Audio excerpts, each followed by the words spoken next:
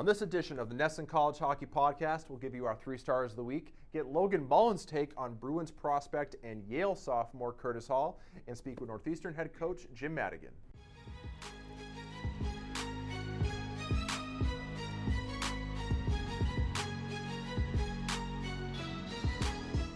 All right, hello everybody. Welcome to another edition of the Nesson College Hockey Podcast. I'm Dakota Randall, alongside always Pat McAvoy. Patrick, tell me, how are you?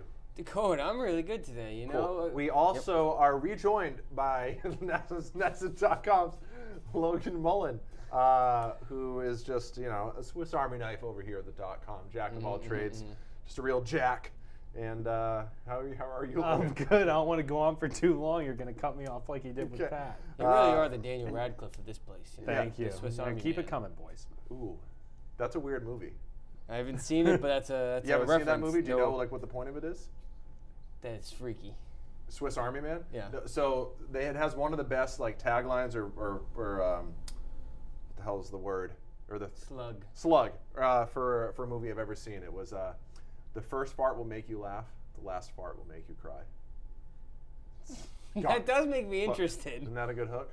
Sure. Anyway. If you're 11. Okay. Anyway, good movie. I recommend it. It's weird. At one point, he uses Daniel Radcliffe's dead body is used. Actually, I'm not going to go. It's used to propel the main character in water, like a jet ski in a pretty inappropriate way. But I'm going to have to Google it. Anyways, back to hockey. Logan's with us because Logan has been going to a lot of college hockey games recently. It's been my life pretty much. Perhaps he can offer some insight on a few players, teams, whatever. But now the Beanpot is finally over. We can get back to some other topics. So we got Logan here. We'll talk about Harvard, Yale. We'll talk about Bruins prospect Curtis Hall. We also have an interview with Northeastern head coach Jim Madigan. Yep. It was a great guy, really good interview. Give us great answers. So we're happy to have him back. We also give our 3 stars of the week in Hockey East and talk about just a bunch of other stuff. Before we go any further, I want to go into the Nesson schedule for the weekend. It all starts Friday, Northeastern at Boston College at 7 p.m. on Nesson. Should be a great game. And then Saturday is part of our Super Saturday. Tons of college action, including 3 men's hockey games. Vermont at Maine at 4:30 p.m. on Nesson. UConn at BU at 7 p.m. on Nesson. And Lowell at UMass at 7 p.m. on Nesson Plus. No game Sunday, unfortunately, but it's still a lot of good games in that schedule. So we'll get into a lot of the games from the past week. We'll get into Logan's take on the Harvard-Yale game that he went to, and we'll get to Coach Madigan a little bit. But as always, we want to start with our 3 stars of the week. So I'm going to start with Alex Newhook of BC. Had an incredible weekend. He had 4 goals, or not week. He had 4 goals and 8 points, including a shorthanded goal. Also was +6 as BC went 3-0 on the week. It's another great week for the Eagles as they continue to really cruise along, and Alex Newhook was right at the center of all of it last week. He had 5 points against Merrimack, your boys, Pat. He also has scored goals in 6 straight games, 7 goals over that span, I believe. Good stuff for Alex Newhook, and he is a worthy 1st star of the week. Fun fact, I actually watched one of his goals against Merrimack the other day, but I digress. What a delightful fact. I digress. What an excellent story. Our 2nd star of the week is Matt Boldy, fellow Boston College Eagle. In reality, he probably would have been the number 1 star this week if it wasn't for Newhook kind of just going off, but Boldy had himself a weekend as well. 3 goals, 4 assists. He had a multi-goal game he had his first multi-goal game on Saturday. And he really has just been crushing it. Beanpot, and then versus Merrimack, he's on a special role right now. That's Matt Boldy. That's a bold 2nd star, Pat. All right. That was bad. Okay, third star, Craig Pantano, goalie for Northeastern, formerly of your boys, Merrimack, Patrick. That's all it is. Now with Northeastern, the grad transfer. Stopped 54 of 55 shots in a weekend sweep of Lowell. Huge weekend for Northeastern. We'll talk about them again in a little bit. Pretty great week for Pantano, especially when you factor in the Beanpot Championship from earlier in the week. And he's playing great hockey between the pipes. He looked great, Beanpot. Yeah, and even though BU got out to an early start that game, Pantano really locked it down the rest of the way. Fun fact about him is we had a religion class together in college. Ooh, what was that like? Can you tell us what's his religion of choice? I don't know. But we probably shouldn't get into that. I got an A. I was curious. Problematic. Okay, anyway. So let's get into some of the more notable games from the past week. Let's move on from Craig Pantano's religion, theological preferences. and get into some of the games of the past week. Logan, you went to Harvard-Yale, which of course is a big rivalry, not just in college hockey, but all sports. What was your takeaway? There was a tie, but still a pretty interesting game to watch on TV. And as you there, what was kind of your takeaway? Yeah, well, at first Yale looked pretty good. Yale ended up blowing a 4-2 lead, which is what forced overtime. I was interested to see how Harvard. What? You said yo. I'm making fun of you for saying yo before you started your take. Did I actually say yo? Yeah, I think so. There's no chance I did. Yeesh. I think. All right. Well, the tape will show. The tape will show. I have a little bit more respect for this podcast than that. Anyway, no, you don't. If you did, you'd come around more often. All right, yo, listen. Okay. So, Yale ends up blowing a 4-2 lead. I was curious to see how Harvard was going to respond after, for lack of a better term, laying an egg 2 weeks in a row in the Beanpot. That was their first game since losing to Boston College in the Beanpot consolation game, a game in which the Crimson looked pretty much listless wire to wire. Such a good word, listless. They started off pretty slow as well during the game against Harvard. I think, considering how they played, the tie was a favorable result for them. It was a game that Yale probably should have won. They ended up getting the tie. It was a game Harvard should have lost. They ended up getting the tie. A lot of youth for the Crimson, so I think it was, playing against a team like Yale, Harvard, which is a ranked team, probably should not be getting into rock fights against teams like Yale.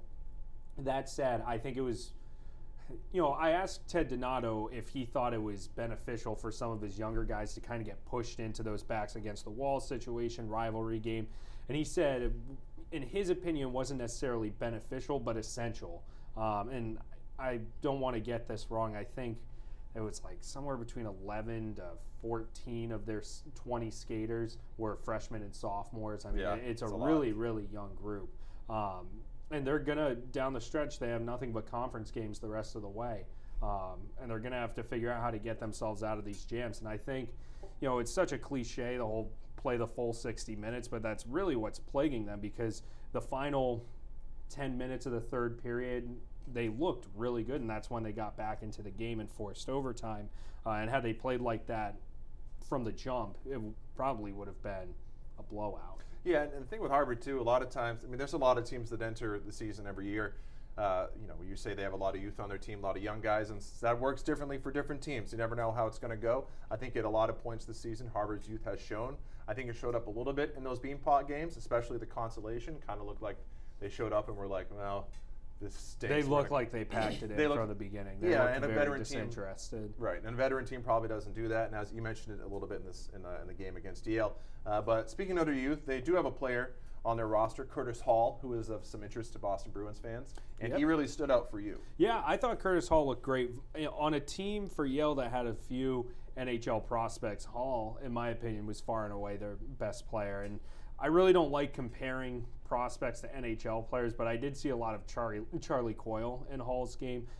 Absolute animal with the puck. Like, it was impossible for them. Did I say he played on Harvard? You might have, but he played on Yale. Yeah. But I believe a 4th-round pick of the Bruins 2 years ago.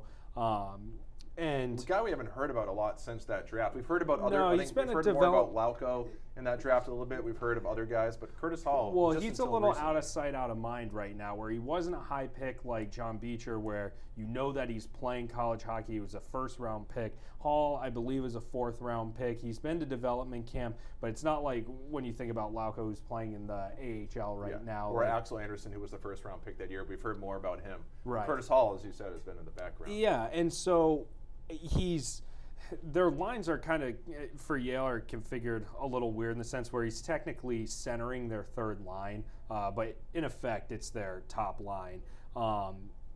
Great on the face-off. He's willing to get to the net, and he also does a great job possessing the puck, which is really, of all his skills, what impressed me most. I mean, when he has possession, it's tough just using checks to get it off of him. And he had the first goal of the game just a few minutes into the game, wins a draw, gets it up to the point off the draw, hightails it right to the net, and the defenseman fires a clapper from the point, and he gets a stick on it. And you know, Kind of sounds like a classic Bruins player. Yeah, it does, and I hate saying that from just a one-game sample size. But he's a sophomore now. I think if he's not 20, he's about to turn 20. So still a young guy. I don't think he'll ever be, you know, I don't want to say he's going to be like a top 6 forward necessarily. But for a team like the Bruins that, from a long-term perspective, could certainly use the center depth with Bergeron and Krejci getting older. You know, Coyle's under contract, but Corrali's going to be up after next season. They kind of need some of these center prospects to start panning out. So I was pleasantly surprised with what I saw.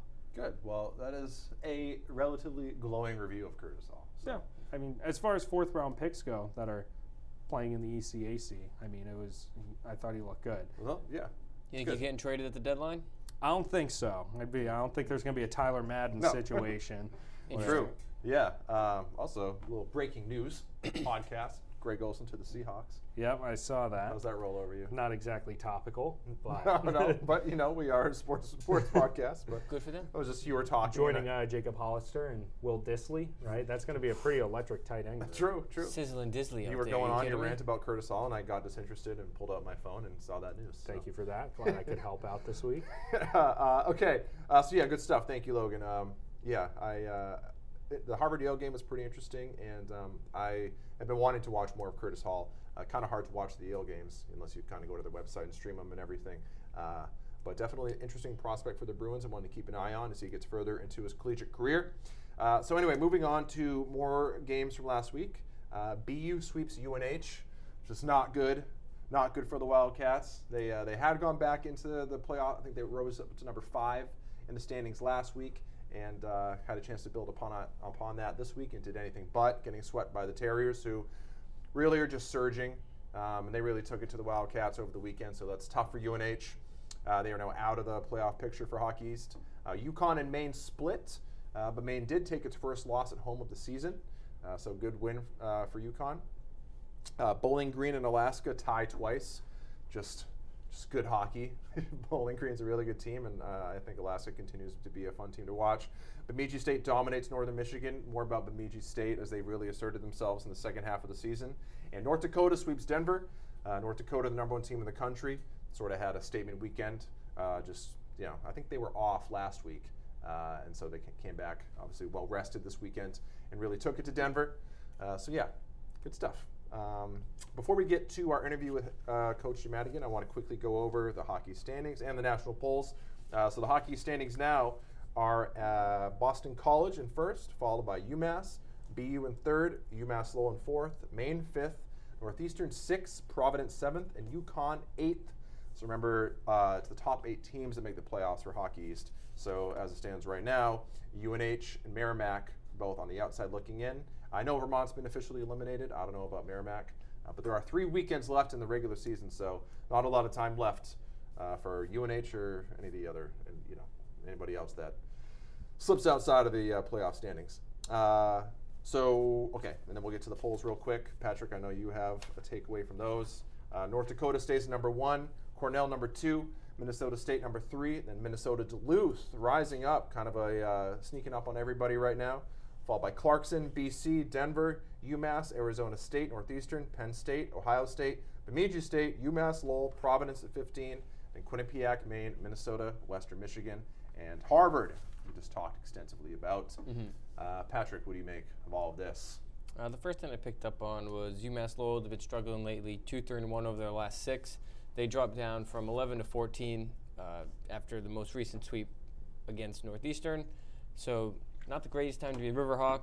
Another thing I wanted to point out, which we've already talked about extensively, like you mentioned, was Harvard. They dropped from 18 to 20. They're very close to getting kicked out after getting swamped by BC 7-2, and then tying Yale and tying Brown. On a more positive side, Northeastern. They're all the way up to 10 now after, like I just mentioned, sweeping UMass Lowell and then winning the Beanpot, but tying BU. So, I mean, weird way to describe that game, but it's been a good couple weeks for them. And then Bemidji State. Yeah. I keep on mentioning them because they keep rising. They're up to number 13. They swept Northern Michigan. They've won 5 in a row, 6 of their last 7. Bemidji State. You're on Bemidji State now, Pat? That's your team? I don't even know where that is, but I'm rooting for them. Bemidji State is One of the Dakotas, right? No, I think it's in. Yes, it's North Dakota. Yeah, because it's I believe it's. Yes. Ferris State is Minnesota. Bemidji, and Ferris State is also In Minnesota. Yeah. What's the one that's in Michigan? It's one of these schools that's. There's lots of schools in Michigan. I know, but there's one that's Northern not Michigan. called Michigan I know, State, but there's Eastern Michigan. Michigan Tech. But there's one that's not called Michigan. That's also Michigan. That's really good, and I always forget. I don't know. Anyway, you have anything else, Patrick? Well, Michigan Tech is where John Scott went, right?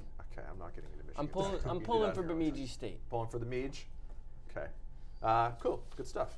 I also am pulling for Bemidji State. I think they've been playing really well and could sneak up some people in the tournament, assuming they make it. Okay. Let's get to our interview with Coach Jim Madigan of Northeastern. Listen, the Huskies followed up their Beanpot championship with a sweep of UMass Lowell. They now have a home-and-home with BC, which speaks for itself. That's really a match of juggernauts. Northeastern playing some great hockey. BC, one of the best teams in the country.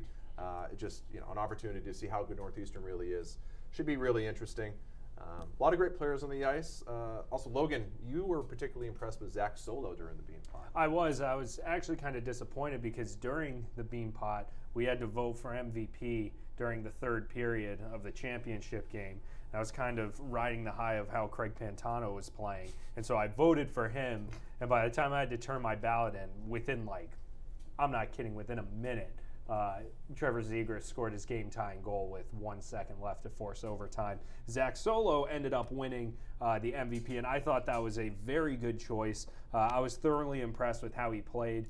He's been centering the second line for them, and he's a very steady player. He skates hard. He gets to the net. It's a common thread with you. You like players who skate hard and get to the net. Yeah, I mean, that's where you have to make things happen. And if you're a good shooter, that's great. But a lot of times, where are you going to get your goals? In the messy areas, right? So you have to be a guy that's willing to do that. He's a small dude, too. I think he's only 5'9", 5'8". And just the way that he plays, a lot of high energy. There are a couple times, one specific instance actually stood out to me. I believe this was during the semifinal. He got hit in the corner off of a forecheck. He didn't seem to like the hit. He went and he skated hard down to the other end, defended really well, and I believe it was his next shift he went out and got a goal. And just really, it seems like a high IQ type of player. He had 6 game-winning goals last year as a sophomore. Did not know that. Which I believe was a school record.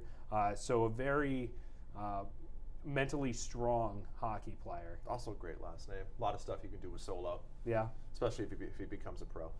It's true. I don't believe he's drafted right now. now. I don't think so, but you never know. Who knows?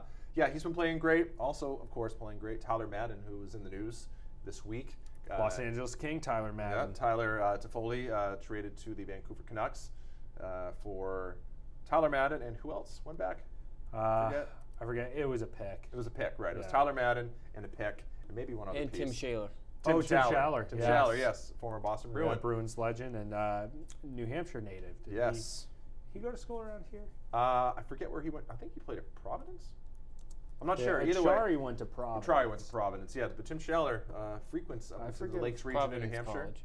He did go to Providence? Ooh, what a Providence sight. Look at you. Oh. So yeah, interesting deal. So anyway, without any further ado, let's get to our interview with Northeastern head coach Jim Madigan. All right, I'm here with Northeastern coach Jim Madigan. Coach, how you doing today? I'm well, thanks. And yourself? I'm not bad. Happy to have you on the podcast. Before we even get into the questions, just want to say congratulations on the Beanpot Championship. That's huge. Well, I appreciate that, and it was a significant moment for our hockey club, for our coaching staff, and for for the university, from the student body to the administration, right to our alumni group. And anytime you can win the Beanpot Special, and then when you can do it 3 years in a row, it even elevates that uniqueness and joy around the university. Absolutely, it seems like it. And so, just to get going, so like you just mentioned right there, it's the third Beanpot in a row. What does this one specifically mean to you? Well, they all mean an awful lot, and they're all special. And it's like you have 2 or 3 kids and children, and they're all special, and like one more than the other.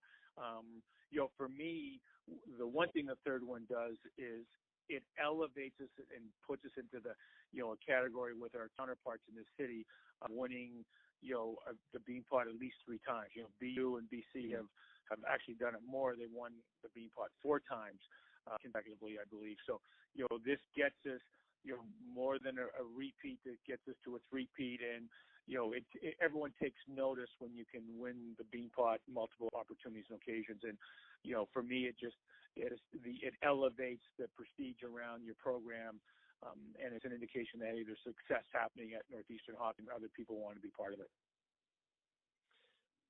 With the Beanpot being a 2-week tournament, how do you keep everybody on the same page mentally? Especially then for this year specifically, you guys had the main game in between. It's not difficult, and I know people think there's a trap game before your first night of the Beanpot or the game between the Beanpot, and when you have good leadership and seniors, which we do here at Northeastern, they continue to preach the message that we're sending, and they've been around, so they know what it takes. And we're fortunate that our senior class and junior class have won 2 prior Beanpots in a row. So they knew that we had to make sure our focus was there for the game before the Beanpot on that Friday night, and the Friday, before we played,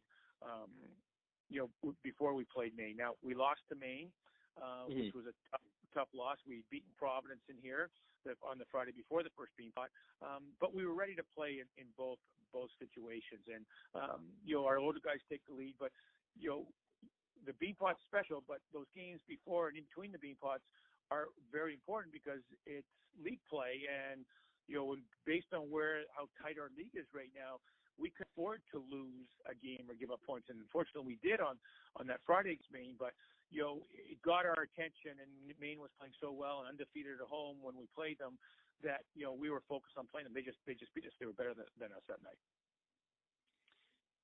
So you kind of touched upon it a little bit. You talked about the leadership of the team. How would you say this team is different from last year's or even the year before? Because, like you mentioned, 3 Beanpots in a row, but how is this team different? We probably have more.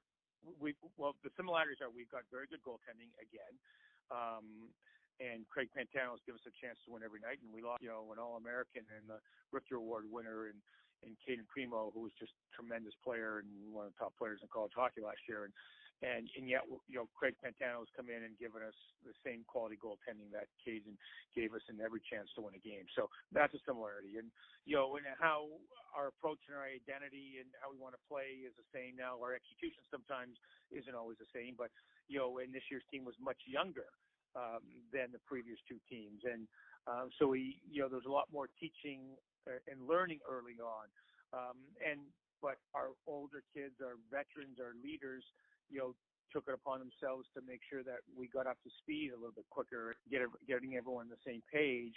And so, the differences of not having veteran guys with you, by the time you came back to the second half of the season here in late December when we returned early January, I thought our group started to come together, and we think as a coaching staff, it's even coming together more now the last few games and playing their identity. So, there's always similarities and differences with each team, and the biggest difference to start the season is that we were much younger than the previous 2 years. How do you feel about the game technically being considered a tie?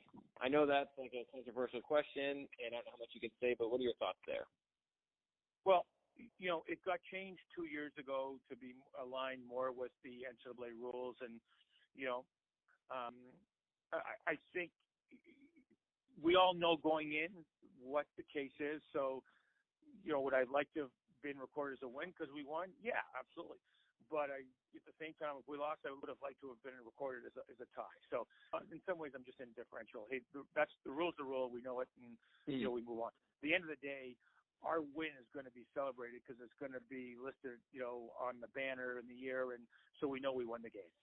And that's the most important thing when the Beanpot. And it makes it more fair and aligns with our thoughts, from college hockey on how the pair watch should be addressed, and it should. And we didn't lose, but BU did, and I said if we lost, I would have liked to have make sure that went down as a tie, and because both teams played hard and the game could have gone either way.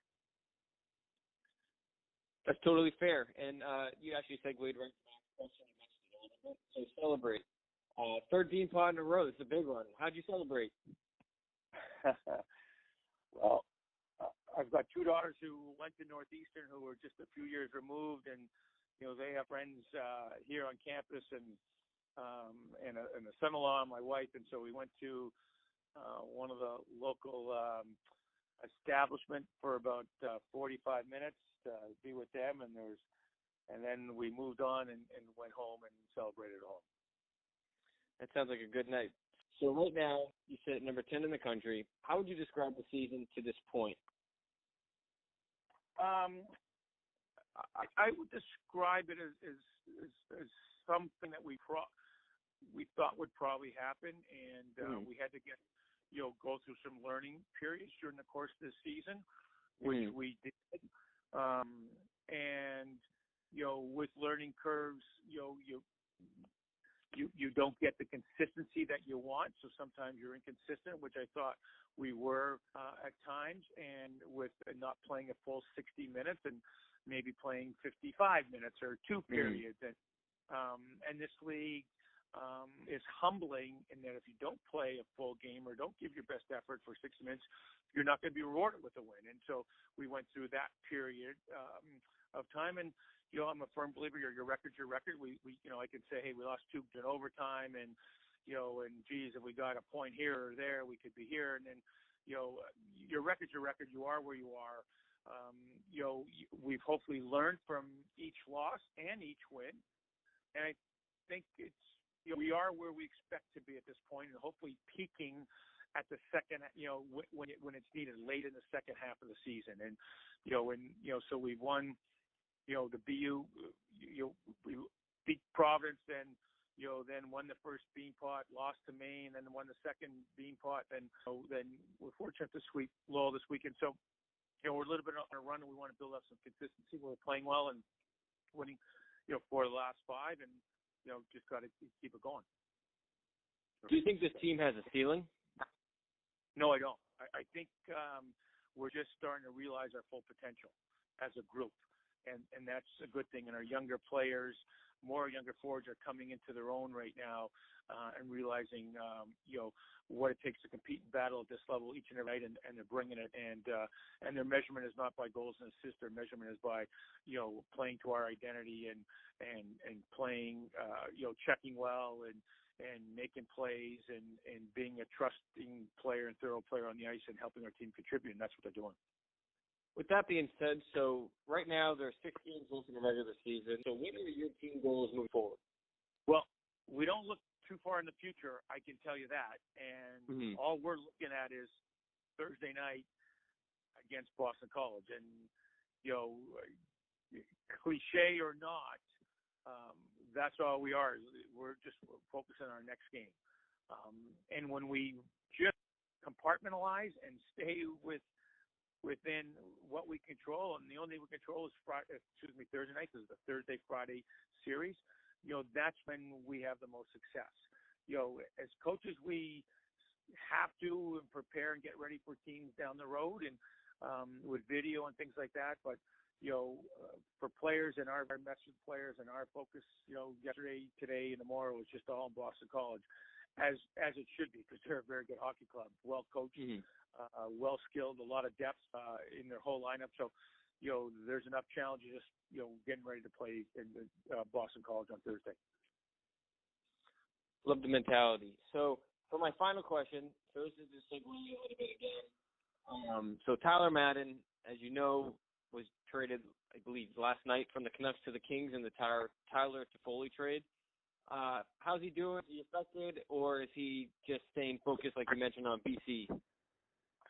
Yeah, no, he has just focused on Boston College, and he received an injury on Friday night at Lowell, so he did not play Saturday, and he he's being further evaluated tomorrow, and probably will not play tomorrow, and we'll get a timeline more for after tomorrow about what his status is. With regards to the trade. He grew up in a family that his dad was a professional hockey player, where his dad, was a free agent, was traded. And so, this didn't phase Tyler one bit. He knew how much Vancouver liked him. He knew how much Los Angeles liked him, not just because they traded for him, but, they had spent a lot of time with him 2 years earlier, in terms of getting ready for the draft and interviewing him. And then when the trade happens, yesterday, he's a big piece of that trade. And LA let him know that. And he's walking himself into a good situation with some real good prospects as LA, goes through a rebuild here. And so he's excited about the opportunity. And, we have friends with the organization of the LA Kings, our coaching staff, Coach Keith does, myself, and, we know how high they are on Ty Madden. So that's a good thing. That's awesome to hear. Glad to hear that. Coach, thank you so much for your time today. Good luck moving forward. We're pulling for you over here. Thank you. I appreciate it. Many thanks. All right, and we're back.